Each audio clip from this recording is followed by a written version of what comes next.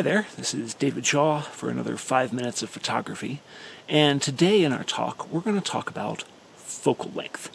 So in our past talks we've talked about general settings, we have talked about aperture, we have talked about shutter speed, we have talked about manual focus, manual settings, but today, and we've talked about ISO, and today we're going to talk about focal length. It's sort of the last piece in that compositional puzzle.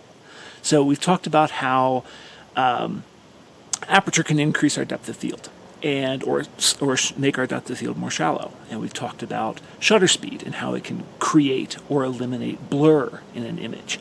So today I'm here up in the Rocky Mountains, a couple of hours from Denver, and I am going to talk about focal length. So focal length controls two things. So focal length is the number on your lens that we associate with magnification. And so it can be a telephoto, which would be a long focal length, or a wide angle, which would be a small focal length. So this lens I have on right now is a wide angle zoom, and it will show a large field of view. So field of view, think of it as a pie slice of your scene. It is the amount you're able to see from right to left and top to bottom across your scene. So it's that cone of visibility. So with a wide angle lens, that cone of visibility is going to be big. You're going to be able to see a lot. But in a telephoto lens, we're only going to get a narrow focal length. So what I'm going to do right now is I'm going to, just in this few feet around where I'm standing in this forest, I'm going to make a handful of photos with a bunch of different focal lengths. And one of them, I'll sort of zoom in through the range so you can kind of see how it will progress from very wide to very tight, standing in the same spot. And then, as I move around making this video, I am going to make a bunch of shots from a bunch of other focal lengths, just so you can see how things work. One other point I wanted to bring up about focal length. So it controls our cone of visibility. The amount of our scene will appear in our camera. But it also controls the apparent distance between elements in your frame from front to back. So with a wide angle lens, this rock here at my feet is going, and compared to that rock or those trees in the background, is going to seem much farther apart. So this rock and that tree with a wide angle is going to seem very far apart. With a telephoto lens, that rock and that tree are going to appear much closer together. So there's two things focal length controls. The first is your cone of view, your field of view, and the second is the apparent distance between elements within your frame. So that's what I'm going to go demonstrate right now with a handful of photos, and I'll be back in just a minute.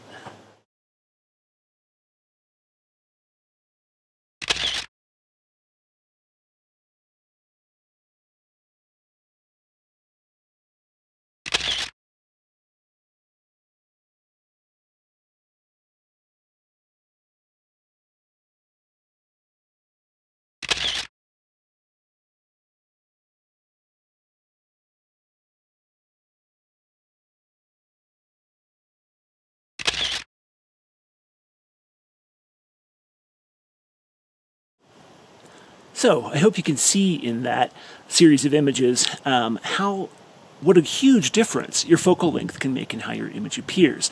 So you can go from really wide, showing a lot, to showing a very tiny portion of the scene around you, simply based on your focal length. The second thing I talked about was how that compresses the depth in your image. And I think you could see that a bit in those shots of the log, and how that made that rather enormous difference between how the far end of the log and the short end, that little knob, that little knot that I was focusing on, how those two seem to compress together over the course of that change in focal length. And so you can go even longer than that. So that was equivalent of about 300 millimeters. Now, if I was shooting wildlife, I'd probably have something more like 600 millimeters or 500, some long lens that would really compress the field of view and very much separate my subject from the background. So that is a little bit about field of view. And I just want to say thanks for joining me again for 5 minutes of photography. Focal length, aperture, shutter speed, ISO. Those 4 things are the elements of composition. And in our next talk, we start diving into a little bit more about talks of composition. So join me for that. Homework assignment. Go out and make some images with a bunch of different focal lengths. If you have multiple lenses, great, use them. Do what I did, pick a subject, make some images at different focal lengths, see how it appears, see what works, see what doesn't, and you think about that when you're making your images. So go out, you can use a zoom lens if you want, if you just have one. You can use your phone if you want, if you just have that, or use a bunch of different lenses. Then come on over to my Facebook group. You'll see a link here in just a second, and share what you're getting. Talk about it, and we'll share some ideas around. So thanks a bunch. Once again, I'm David Shaw. Thanks for joining me for 5 minutes of photography.